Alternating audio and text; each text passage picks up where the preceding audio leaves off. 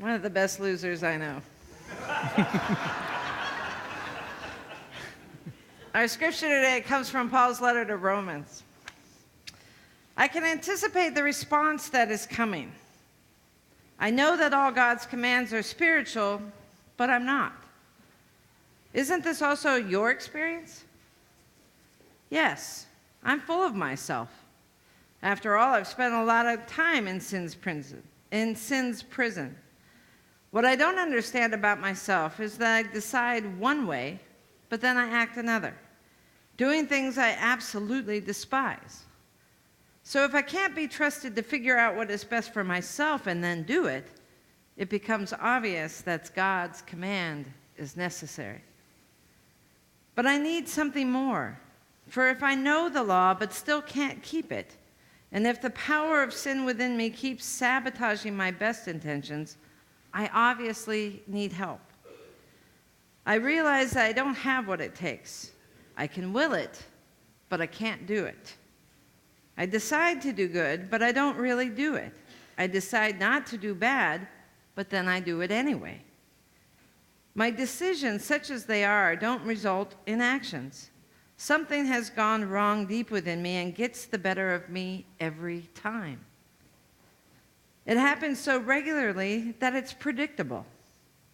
The moment I decide to do good, sin is there to trip me up. I truly do delight in God's commands, but it's pretty obvious that not all of me joins in that delight. Parts of me covertly rebel, and just when I least expect it, they take charge. I've tried everything and nothing helps. I'm at the end of my rope. Is there no one who can do anything for me? Isn't that the real question? The answer, thank God, is that Jesus Christ can and does. He acted to set things right in this life of contradictions where I want to serve God with all my heart and mind, but am pulled by the influence of sin to do something totally different. With the arrival of Jesus, the Messiah, that fateful dilemma is resolved.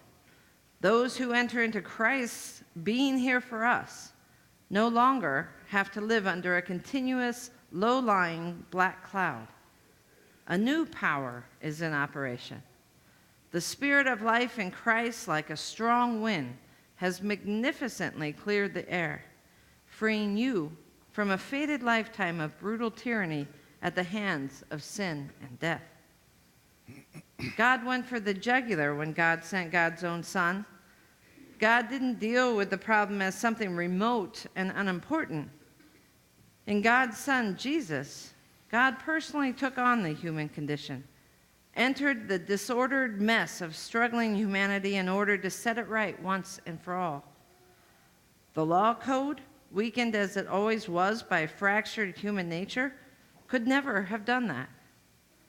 The law always ended up being used as a Band-Aid on sin instead of a deep healing of it.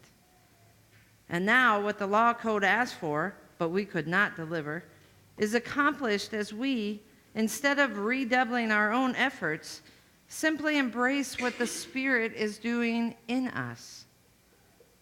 Those who think they can do it on their own end up obsessed with measuring their own moral muscle, but never get around to exercising it in real life. Those who trust God's action in them find that God's Spirit is in them, living and breathing God. Obsession with self in these matters is a dead end. Attention to God leads us out into the open, into a spacious, free life.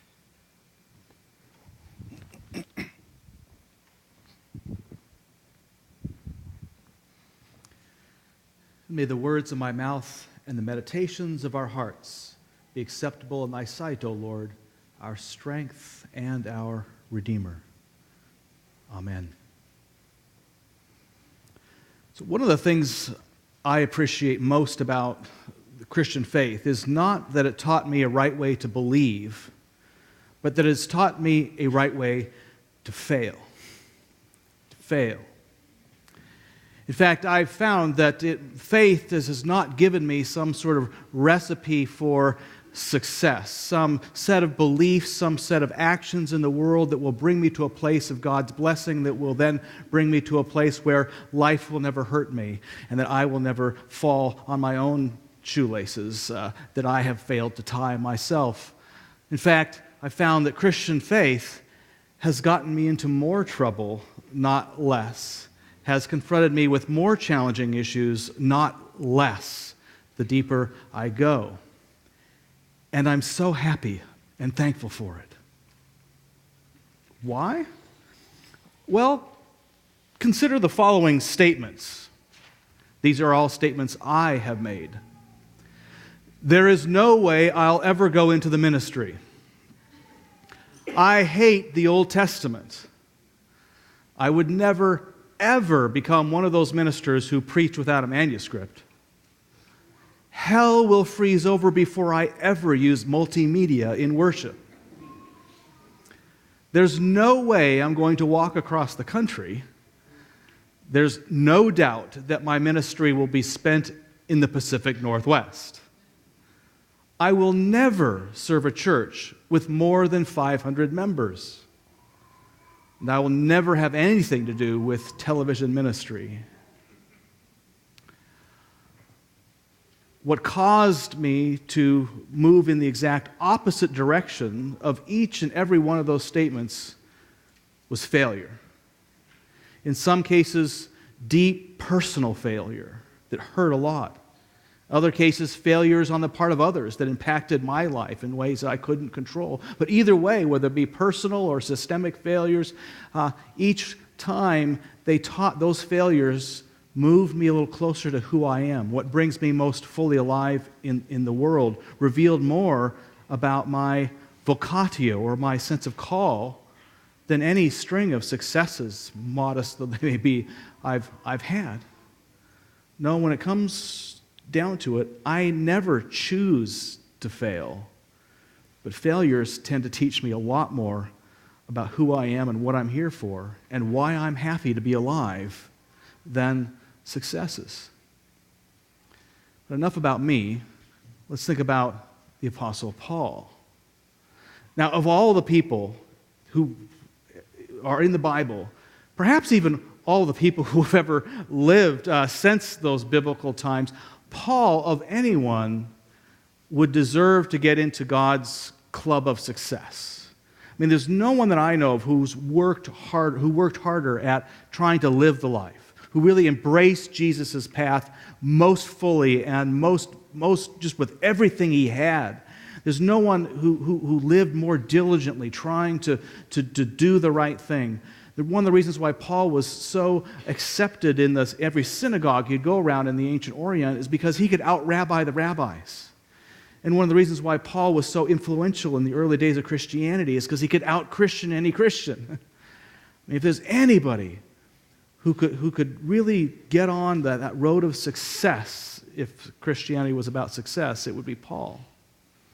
And yet, in our passage this morning, in his letter to the Romans, he makes a very awkward confession for a leader of his stature, doesn't he? Were you paying attention? He says, what I don't understand about myself, not what I don't understand about you, but what I don't understand about myself is that I decide one way, but then I act another, doing things I absolutely despise. So if I can't be trusted to figure out what is best for myself and then do it, it becomes obvious that God's command is necessary. But I need something more than God's command. For if I know the law but still can't keep it, and if the power of sin within me keeps sabotaging my best intentions, I obviously need help. I realize that I don't have what it takes. I can will it, but I can't do it. I decide to do good, but I don't really do it. I decide not to do bad, then I do it anyway. My decisions, such as they are, don't result in actions. Something has gone wrong deep within me and gets the better of me every time. It happens so regularly that it's predictable. The moment I decide to do good, sin is there to trip me up. I truly delight in God's commands, but it's pretty obvious that not all of me joins in that delight. Parts of me covertly rebel, and just when I least expect it, they take charge. I've tried everything, and nothing helps. I'm at the end of my rope. Is there anyone who can do anything for me?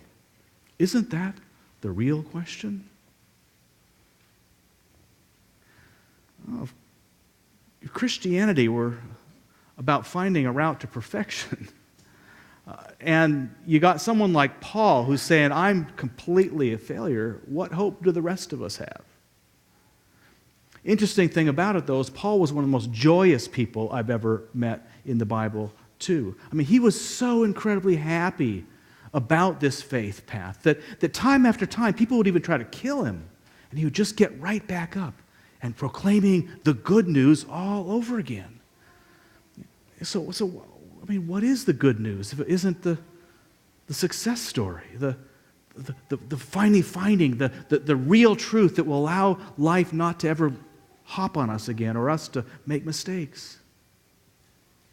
You know, so many Christians, they come to church thinking that that's what it gives people, that it's about a formula for getting on in the world, for finally finding that way of living that will make sure that you are successful, that life won't hurt you, and that you won't hurt others, and others won't hurt you. And when we discover that Christianity is not helping us in that approach, there's generally two reactions. One is to internalize the problem. Oh, I keep failing, people keep failing me because there's something wrong with me. I'm a bad person, I'm just not quite getting it like the rest of everybody else is. I must be uniquely a failure. And then there was other reactions that are a little different. Instead of internalizing the problem, they externalize the problem. They don't blame themselves, they blame the church or the minister for delivering a faulty message. This isn't working. Somebody must have messed up with the message. Or they have an awakening. Oh, well, maybe it's not the church or the minister. Maybe it's just Christian faith itself that's the problem. Maybe the message is faulty or at least outdated. Maybe it worked back then, but it's certainly not working now. And so they create their own path. They buy the self-help books and they concentrate on their kids. Instead of enrolling them in Sunday school, they enroll them in soccer practice and put them in chess club rather than confirmation. And when they get to high school, they program them into every kind of extracurricular activity they could possibly do except faith development, with the hope that they could get into a good college, which will then ensure that they'll get a good job, which will ensure that they'll make a lot of money, which will ensure that they'll attract a good spouse and they could buy a good car and then life will never hurt our kids. And until it does. Until it does. And until our kids even hurt life. Now, Christian faith may be not good at all for finding the success path, but it may be worth nothing in that regard. But lack of faith is worth less than nothing. I mean, how many of us could rationally conclude, for instance, as bad as Christian faith is for finding that success path, that family life and that our job situations and our economy and so forth would be better served if more people turned away from God and just tried to live according to their own power and authority? If more people decided, oh, forget this kingdom thing, I am the highest authority. I'll live for my own personal empire rather than God's realm. How many of us would rationally think that things would improve? No, you kind of got nothing and you got less than nothing in terms of a success formula for life here. So what's this whole faith thing all about if it's not that? Well, this morning the title of the sermon suggests that there's something quite blessed and beautiful about embracing our failures rather than avoiding them. That the path, the Christian faith is about transformation, not perfection. It's about becoming a new creation, which has nothing to do with becoming a successful or perfect one. In fact, transformation and new creation, the route to them, the straightest route, is through our failures, not skirting them. Well, every week we've tried to concretize these concepts a bit by featuring real people and real lives where these things are embodied. So when it came to embracing failure, we started going through our congregation, who's the biggest failure here that we could bring up? And we went through you. No. We thought that might be a little dangerous. Decided to go outside the fold. No. Actually, some of you have met the person we wanted to focus on this morning, Marcia Bonner. A number of months ago, she appeared on a ABC television program called What Would You Do?, in which they set up a scenario in which there was an overt act of racism against an interracial couple in a barbershop in Harlem.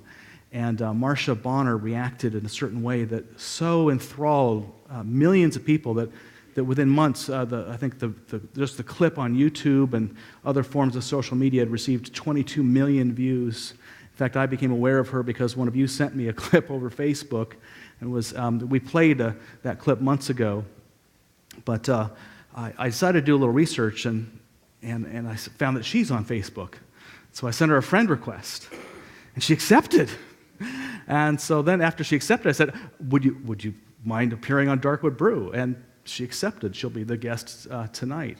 But in preparation, then I got to do some talking with Marcia last week over Skype, and her story is just a perfect crystallization of this concept. But first, to just kind of refresh your memory, in case you missed it, here's the short version of Marcia Bonner on ABC.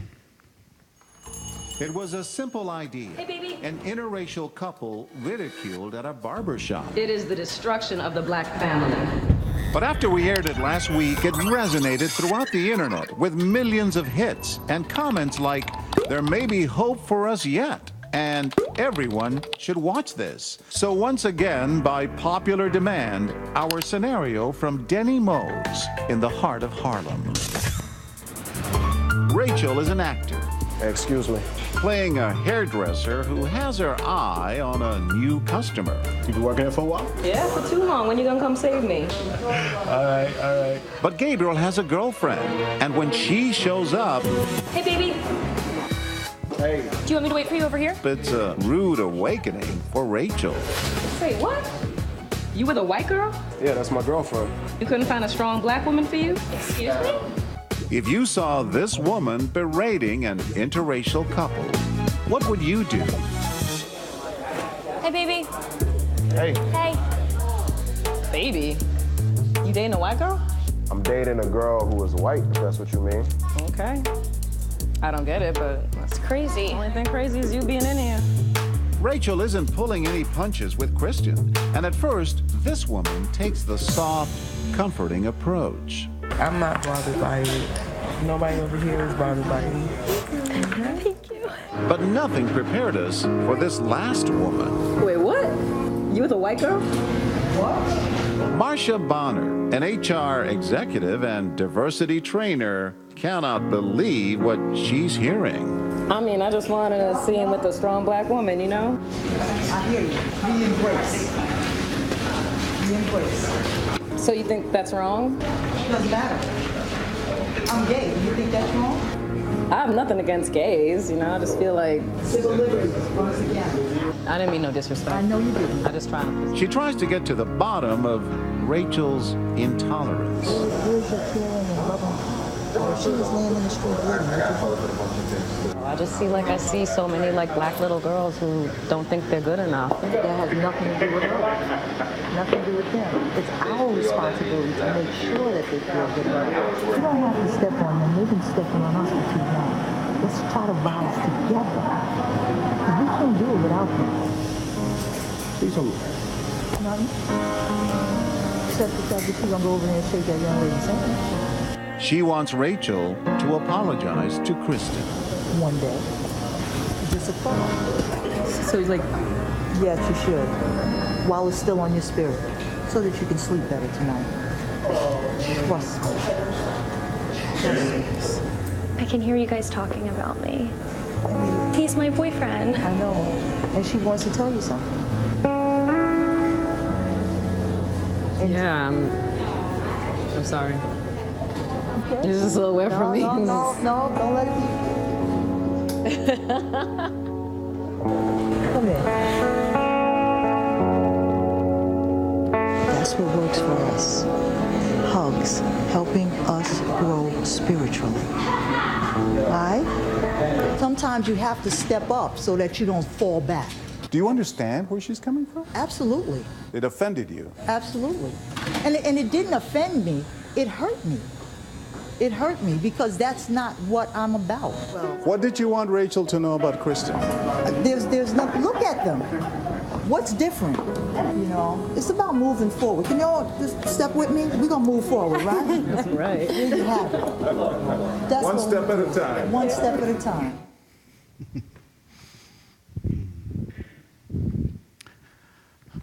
On the surface of things, Marcia seems to be like the complete package. You saw just how, you just can't, to be so spontaneous, that comes from a core. This incredibly amazing core of compassion and grace.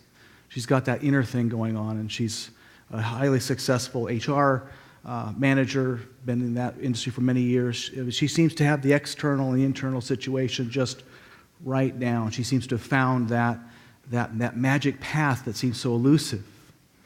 And yet, talking with Marcia this week, the story isn't as bright always as what one might think. This same person who has a bachelor's and a master's degree, who's highly successful in her industry, who just shined in that clip, also years ago was someone who was so addicted to drugs for 15 long years she was homeless. Living, she says, not simply from paycheck to paycheck, but from pantry to pantry. She said she was so far from God, she thought she herself was God, and she wanted no help from anyone. And at one point, she was so low that someone had drugs and a revolver on a table, and she asked for the drugs. And the guy said, "I'll give you the drugs if I can pick up this revolver, spin the spindle, and click the trigger." And she said, "Okay." She said, because all I could see was the drugs, that my life literally had no meaning for me apart from the drugs. So I said, "Okay." That's the same woman who's in the clip. What caused the transformation? Embracing failure. Embracing failure. Not condoning failure, but embracing it. In Martha's past, she says at one point, when she had reached that low point in which she'd stopped, she ran out of both money and people to use. She said divine intervention happened. It moved me into a recovery center. And she was in recovery for 4 long months, and they said, "Okay, it's time to go out. You're fine, get a job." And she said, "Listen, no, my problem isn't with working, it's with drugs. I need to stay in this center longer." So she worked 9 months and finally was able to go get a job, but continued to go back to the center every night after she was finished with a job for 2 years. For 2 long years. And last December, she celebrated her 25th anniversary of sobriety, also the 25th anniversary of weekly recovery meetings.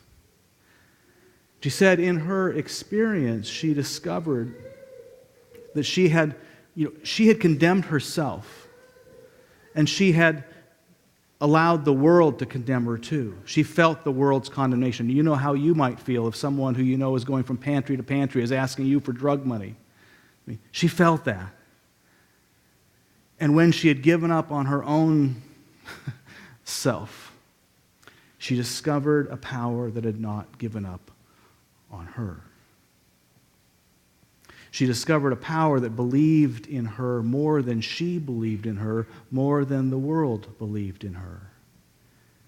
And that was enough to give her the strength to go into recovery and to keep at it. And the reason why she's so compassionate is, she said, will tell you, is because of one principle, is that I never, ever forget what it felt like before I felt this way. And so there is no person who can be damaged enough or could be damaging enough that she does not remember what that was like when she was that way. And she also remembers what it was like to experiencing a love that believed in her more than she believed in her. And therefore delights in giving those people love like she had received it. I mean, wouldn't it be great to have that kind of spirit? To be able to, in those situations where life really challenges us, to stand up and take courage, that we would shine like Marcia. You know, sometimes it's almost tempting, like, oh, couldn't we just have such big failures like that so that we could be so compassionate with other people? Well, I think when we really look at our lives, we've got a few of those. As Rebecca was saying, you know, there's times that we don't prepare and we fail, and there's times we do prepare and we fail, and we pretty much have to say, well, failure is a part of our lives. And we may not have experienced what it's like to literally say okay to someone who will trade drugs for a pull of a trigger. But each of us, if we take this faith seriously, the faith that's marked by this cross, should be able to find within ourselves the very source of compassion and love and grace that Marcia experiences. Because to wear a cross around your neck is not to simply show some fancy, nice symbol of success to the world. To wear a cross around your neck says to the world, or should say to the world, I remember what it was like when I killed Jesus. That's what the cross says. In that cross, the best of the best of the best of the world came, and Jesus came among them. And they killed Jesus, or at best deserted Jesus in his hour of need like the disciples, and you think you wouldn't do the same thing if you were in their shoes? No, the cross says, I remember what it is like if we take our faith seriously. I remember what it's like to fail big time, to fail in the biggest time, in fact.